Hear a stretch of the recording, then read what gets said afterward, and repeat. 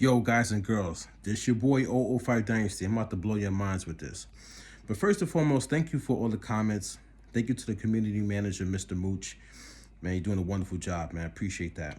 And you're interacting with people in the comment section. And if you guys see him in the comment section, give him a shout out. I'm saying give him a shout out. He's working hard. He's talking with me behind the scenes.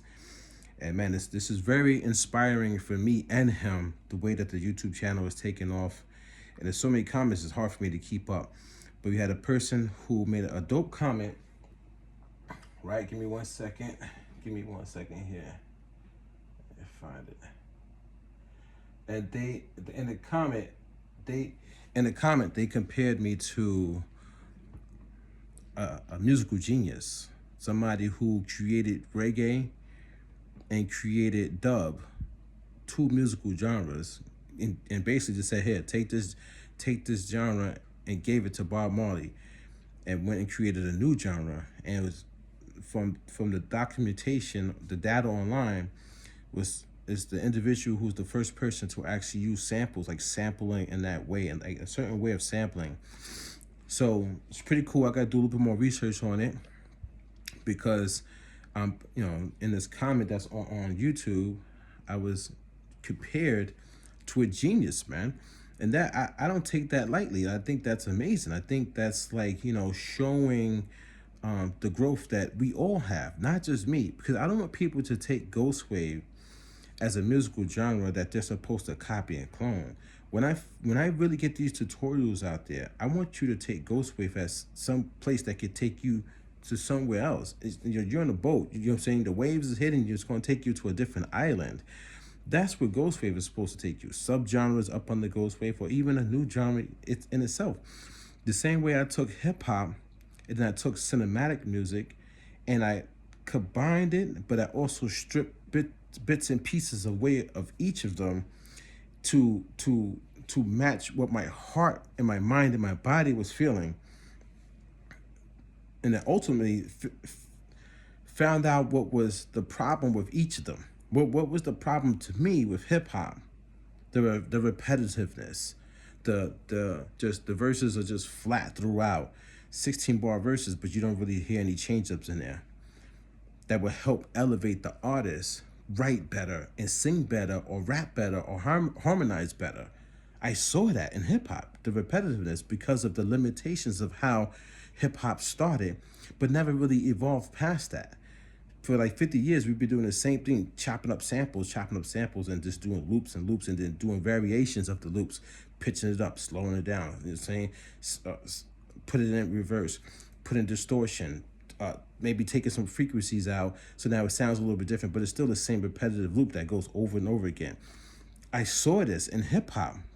I'm telling you, 005 Dynasty, Jamel Marshall Pearson, also cited as Jamel Pearson, formerly Legacy. I saw this and I heard it.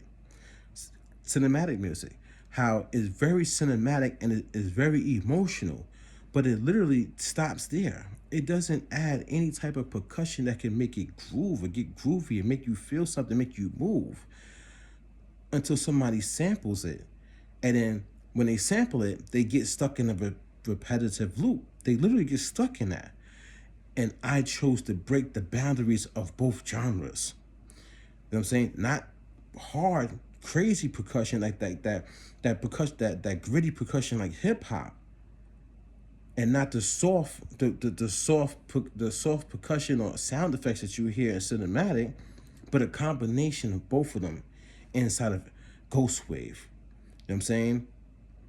A little softer percussion. You know what I'm saying? A little more firmer sound effects, but still soft in Ghost Wave. You know what I'm saying? Not the repetitive, which is just straight emotional cinematic and films, but it changes a lot of changes in the song. You know what I'm saying? That's very pivotal to making the song elevate and then come back down, elevate, come back down, but still stay groovy with that air hop.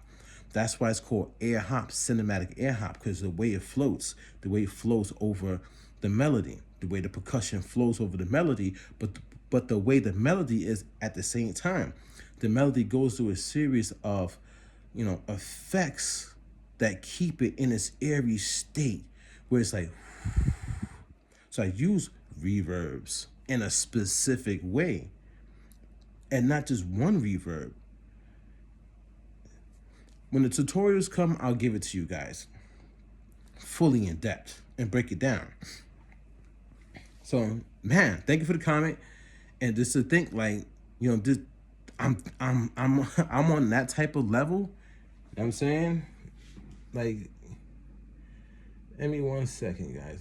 I want to show you guys something.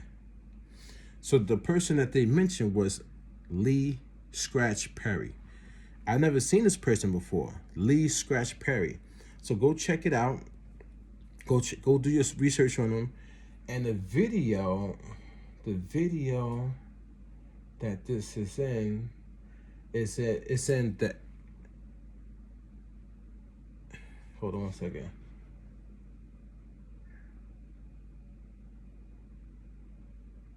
I don't even know. I like lost it. You know what I'm saying? There's so many comments coming through, guys. But I want to show you something. So hold on. Yeah.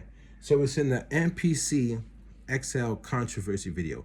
So when you go online, go on my YouTube channel, MPC XL controversy. That's the video that the comment is in. So dope comment. I appreciate that. Now, I have my preamp here. This preamp, when I tell you this preamp is fire, it's fire, man. It gives you that it gives you character, it gives you a boost and a transformer in here. You can hear how it takes the sound from sounding very, very. It sounds like when it comes out, when I get the sounds that come out my keyboard, right? You can hear the quality different from the sounds that are coming out of the MPC. We know this, right? It's supernatural sounds that I use out the Roland FA06 keyboard workstation, right? So it sounds good. But then when I run it through the preamp going into the MPC, or if I save the sounds into the MPC and run it out the MPC into the preamp and then resample it back into the MPC, it sounds really, really good. But the reason why I want to blow your minds is, look at the size of this. It's not too crazy, you know what I'm saying? It's a dope preamp, right? But listen, look, guys, look. Let me show you something. You see this right here? It's literally up against the MPC Live Mark 1, but it doesn't take over the whole thing. It's like a little piece of it. So you mean to tell me the big body, let's say that big body MPC XL, that thing is huge. That big frame, they couldn't stick one of these preamps in there with a transformer. You know what I'm saying? They couldn't stick one of these up in there to make your sound crazy. Even if you were sampling, and I don't know if it would do that much help, but even if you were sampling from Fabric or whatever's inside of the MPC software, and you resample it, so you put the wires going out into the preamp back into, you know what I'm saying?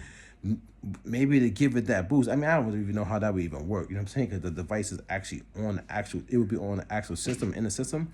But man, imagine if they had a real legit preamp on the back, or maybe the front, or whatever, I don't know. You get what I'm saying, guys? I could pull out the analog heat. What if they had a version of the analog heat inside of that big bot? Like, what's in there what is in that thing that you couldn't get this, or some type of real analog circuitry that really transforms the characteristics of the sound of the machine to make people have the hybrid? You know what I'm saying? People, from what I see in my YouTube comment section, people they wouldn't mind the hybrid like that, where it's like really, really the best of both worlds, and they would pay. That's from what I'm seeing. They're a little worried about the price. They're a little worried that the economy is crap. They're a little worried that wherever they're at in the world, it's a lot of turmoil going on, so they can't really focus on getting the proper funds to actually pay for this at this point in time. They're a little worried about that. I get that. We all get that. But man, build it and they will come, man. To fill the dreams, man. Like, build it and they will come. Why do you think I still have the MPC Live Mark 1? It's not by coincidence that I've been talking to content creators for like at least 5 years. I was talking to these guys, right? Or maybe 3 to 4 years I was talking to them, and they kept buying. And I kept seeing them buy, but I never bought. I had so many people influencing me just by them purchasing. I never bought a new one because I was like, well, what does it do? What does it do differently that I needed? And it didn't do anything when it came to the sound quality of my instruments, my instrumentation, my synths, my keyboard, nothing. It did nothing different except for change the form factor and your usability of it. Maybe somebody needed a keyboard, they didn't want to buy an extra keyboard, so they got the MPC with a keyboard on it now. You know what I'm saying? Those different things, but it technically didn't change the characteristics, the fundamentals of sound. So if it doesn't change the fundamentals of sound, why would you keep buying machine after machine after machine? Just use the one that you got and do your workarounds with it until they come out with the one that's alpha omega, just the best thing ever. They just launched the latest flagship, and it did not change the sound in this type of way, guys. That's a big problem to me as a consumer to see that. So I'm not going to spend my money. But then they have the people who will spend the money because they just don't get the point that I'm trying to make. They get it, but they don't get it. They get it, but they don't want to get it. Do you understand what I'm saying now, guys? There's so many defensive tactics in the next person's mind that they're going to religiously keep getting these devices, which will keep the company printing these shits out like it's nothing. It was a part of my language. They're gonna keep printing them like it's nothing because it really doesn't really take much for them to really do this. Because they're not really going and breaking the bank of trying to find the engineers or the people who's gonna dig for those minerals or whatever to get these boards and these diodes and these capacitors and these transfer, whatever, since it's supposed to be this mythical world that they're in, and we're over here waiting for them to go into the mystical world to get all this stuff and then bring it back to us and say, you got to be thankful that we ain't got this, and then we're gonna charge you this money. Like, what's going on? I'm confused. What's going on, man? If we really want to say something today, if I really want to say something, if you guys should really think about say something, we should really say, what's really going on? This your boy 005 Dynasty. Don't forget to Google me, and don't forget to check in the description of this video for all the stuff I got going on. I want to keep shouting it out. And I'll catch you guys on the next one, man. Thank you for all the comments. Thank you for putting me in the same field as Lee Scratch Perry, a genius, a musical genius. I've been mentioned in the same light, in the same breath as a musical genius for Ghost Wav, the musical genre that I created from scratch with my own mind, heart, body, and soul, challenging music and challenging the way to move the sound around and not do the same thing as the next person, not the copy and clone, but the originator. This your boy 005 Dynasty. Don't forget to Google me, and I'm out.